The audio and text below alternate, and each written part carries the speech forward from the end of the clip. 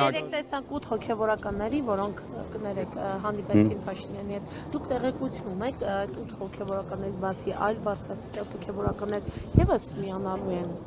Ինքը 8 տարվա մեջ 8 հոգի է հավաքել իր շուրջ։ 54-ից։ Այո, 54-ից, այսինքն քանիսն են մնում այնտեղ։ 44-ը։ Եպիսկոպոս, արքեպիսկոպոս նկատի ունի։ Այո, 54-ից եթե 8-ը միացել են եւ վեհափառի շուրջ մնացել են արքեպիսկոպոսների եւ եպիսկոպոսների մեծագույն մասը, ավել ասեմ, եթե եպիսկոպոսների եւ արքեպիսկոպոսների մեծագույն մասը անգամ միանային Նիկոլ Փաշինյանին, դա որևէ հիմք չէ վեհափառ հայրապետի հրաժարական։ Մի րոպե միտքս ավարտեմ։ Վեհափառ հայրապետը կարող է միայն հրաժարական տալ,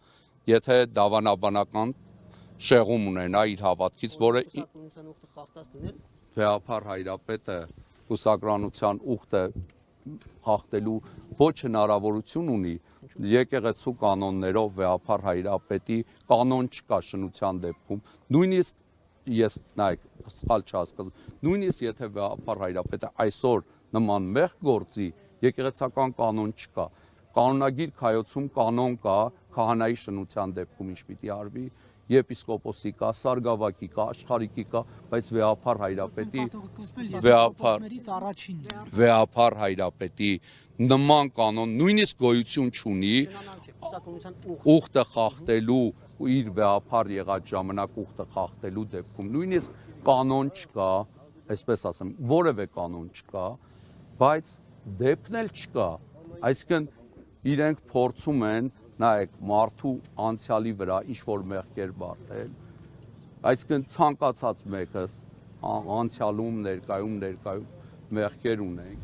50 տարի առաջ ենթադրյալ կատարած հանցանքի համար, այսօր հիշել են, եւ ինչ ասեմ, այսօր անբարոյական կյանքով ապրող մեկն է հիշել, երբ որ իր կնոջ հետ ինքը ոչ ԶԱԳՍ-ով, ոչ եկեղեցով ամուսնացած չի, հենց օրենքի խախտում է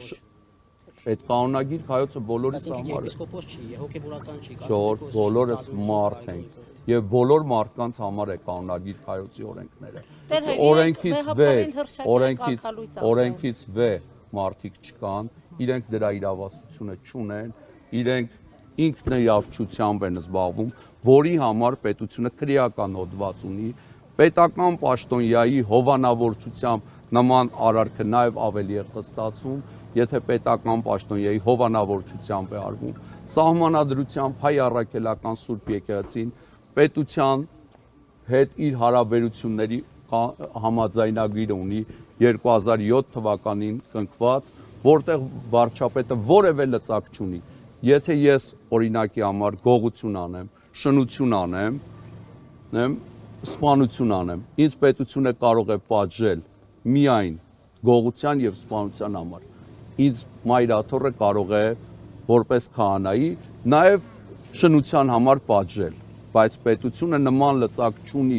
որ ինքը մտնում է ուրիշների ընտանիքները, ուրիշների անձնական կյանքը։ Այդ թվում հոգևորականների իմ հարցը նման դեպքում կարող է քննվել, եթե օրինակ ես շնություն մեղք գործեմ, իմ հարցը պիտի իմ համայնքը կամ երեցկինը կամ ես ներկայացնենք կարգապահական հանձնաժողովին եւ կարգապահական հանձնաժողովը այդ դեպքում մեր հարցը քննելու իրավունք ունենա, բայց կարգապահական